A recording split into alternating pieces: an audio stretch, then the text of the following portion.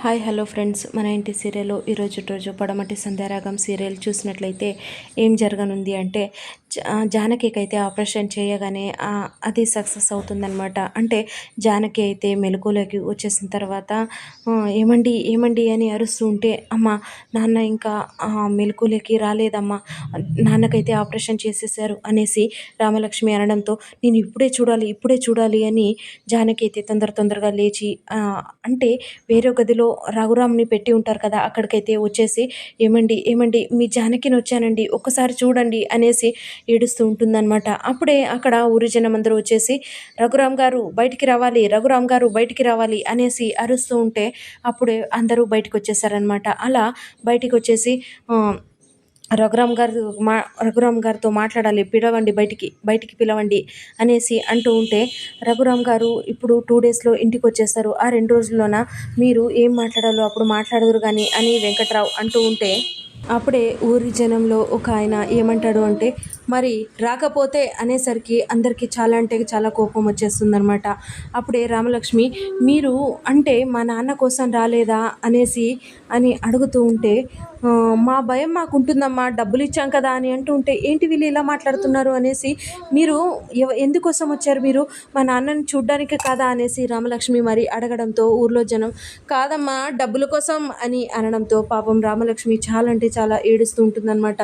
అంటే వాళ్ళ నాన్న ఊరి జనం కోసం చాలా అంటే చాలా చేశారు, అలాంటిది ఈ డబ్బు కోసం మా నాన్నని ఇలా మాట్లాడుతున్నారా అనేసి చాలా పడుతూ ఉంటుందన్నమాట. అప్పుడే శ్రీను ఏమంటాడంటే, ఒక గంట టైం ఇవ్వండి, ఇప్పుడే మీ డబ్బులు మీకు ఇచ్చేస్తాను అనేసి శ్రీను అయితే బ్యాంక్ అయితే వెళ్ళిపోతాడనమాట. అలా వెళ్ళేదాన్ని ప్రభాస్ వాళ్ళ ఫ్రెండ్ చూసేస్తాడనమాట. అంటే ఈ ఊరి జనంని కనిపెట్టుకు ఉంటాడనమాట. అలా చూసేసి ఏం చేశాడు అంటే, ప్రభాస్ వాళ్ళ ఫ్రెండ్ వెళ్ళేసి ప్రభాస్కి ఈ మాటలు అయితే చెప్పేశాడనమాట. అలా బ్యాంకుకి వెళ్తున్నాడు అని తెలుసుకున్న ప్రభాసు, ఇది కదా గుడ్ న్యూస్, ఇప్పుడే ఉండు అస్మితకి కాల్ చేస్తాను అనేసి అస్మితకి కాల్ చేస్తాడనమాట. అలా కాల్ చేయగానే అస్మిత కాల్ పిక్ చేసేసి ఏంటి అని అడగడంతో, అప్పుడే ప్రభాస్ ఏమంటాడు అంటే, శ్రీను ఇప్పుడే డబ్బులు తీసుకొని రావడానికి బ్యాంకుకి వెళ్ళాడు డబ్బులు డ్రా చేయడానికి అనేసి అంటూ ఉంటే, ఆ డబ్బులు హాస్పిటల్కి రాకూడదు కాబట్టి మీరు ఏం చేశారో తెలియదు, ఆ డబ్బుల్ని మీరు కొట్టేసిన తర్వాత అంటే ఉట్టి చేతులతోనే హాస్పిటల్కి రావాలి. అప్పుడు ఊరి జనం అందరూ రఘురామ్ని తిడుతూ ఉంటే, ఆ తిట్లు అంటే సచ్చిన శవంలాగా రఘురాము రోజు కుమిలిపోతూ ఉండాలి, కుమిలి ఏడుస్తూ ఉండాలి. దాన్ని చూస్తూ రామలక్ష్మి కూడా అదే ఇంకా కుమిలి ఏడుస్తూ ఉండాలి.